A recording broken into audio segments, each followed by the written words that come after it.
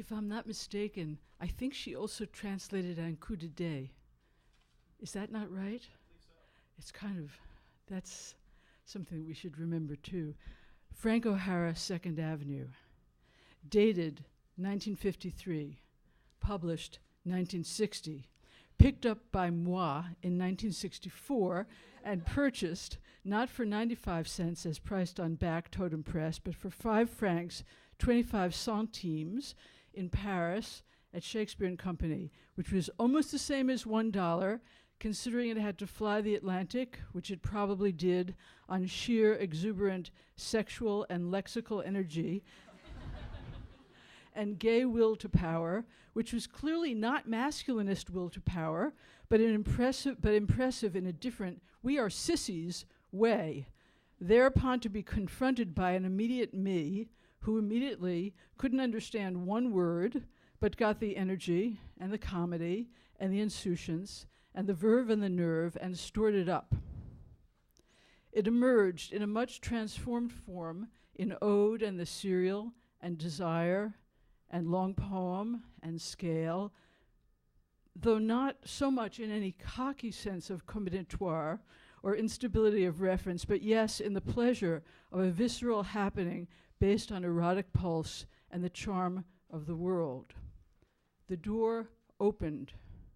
It really was something outrageous and helpful, not to speak of utterly unlike the flaccid stuff with no particular force and dimension, dutifully bowling straight down the middle, those overworked poetic samplers from the Hall, Pack, Simpson anthology, treat of my recent college days. This was not overworked. It was overwrought, and thus a talismanic power bundle wrapping a suspect magic. It was a traveling poem. Why else was it called by a street name, non-static and in motion? Why else did it have motion lines on the cover? How else to explain how it got from word to word and phrase to phrase where not expected was happening consistently?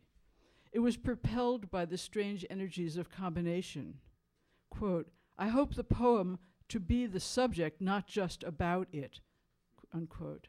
In contrast, the well-made poem was all about aboutness. This 2nd Avenue is not the black and white cover with tipped-in label blah, blah, blah, $145 now at Abe Books, but the first printing second state in semi-gloss wrap, offset printed in red, $45, cover art by Larry Rivers, foxed foxily and light markings, pink and speedy, a liberation and very uncomfortable. Nothing to solidify, something to do, to have happen, to engage with, to be confused by. It was, like the 60s were to be, all happening at once. It manifested the erotics of writing as an erotics of living. It put words like effeminate in play. The line, are you effeminate like an eyelid, or are you feminine like a painting by Picasso, condensed 5 layers of cultural education. In your face, such fairy stories about one's friends, each acting in another junky movie. Any word that happened along was a good enough word, from marshmallow to motherfuckers. The poem was a zippy discourse circus with the poet as a juggler, keeping 5 bowling pins, 4 striped hoops, and 2 balls in the air at the same time.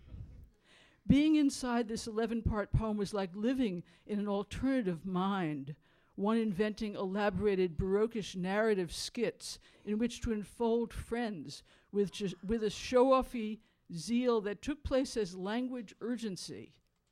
Such dramatic, campy love for John and Joe and Grace and Kenneth was expressed as sheer, grifting snarkiness, narcissism, and pleasure. It was a real nice party going on next door. It wasn't quite my house then, nor was it to be, but the door was open and the music came out.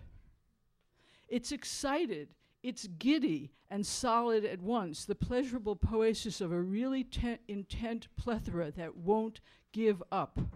Accumulative, funny, and scandalous, unreadable, and totally syntactic. Amuse-toi. So the literary became externalized energy and desire, which it always is at root. Dionysic, with an Apollonian cockiness, so one feels the, quote, physical insistence of the mind to keep on making decisions, says Larry Rivers on art, being interviewed by O'Hara, and by sheer continuance getting the ribbon of words to work. And if they don't, one simply moves along.